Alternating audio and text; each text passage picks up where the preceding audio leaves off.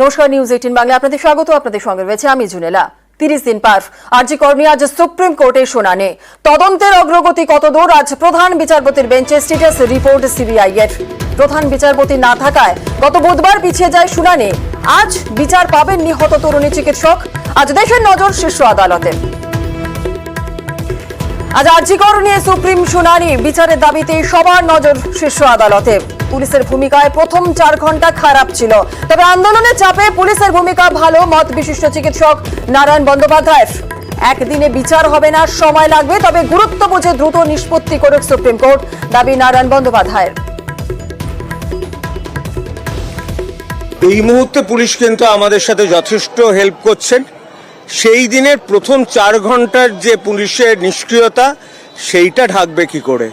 সেটা তো হয়ে গেছে, কিন্তু আমার মনে হয় পুলিশ বুঝতে পারছে যেটা করেছিলেন ভুল করেছেন। সুপ্রিম কোর্ট যদি জিনিসটাকে ত্বরান্বিত করে, বিচারের পরের নেক্সট ডেটটা যদি এই সপ্তাহেই ফেলেন, তাহলে সবচেয়ে খুশি হব। এটা পরের আবার 2 সপ্তাহ বাদে ফেলার মতো এই কেসটা নয় কিন্তু, কারণ আমরা বহু কেস দেখেছি পরপর ডেট দিয়ে সুপ্রিম কোর্ট দ্রুত বিচার করেন।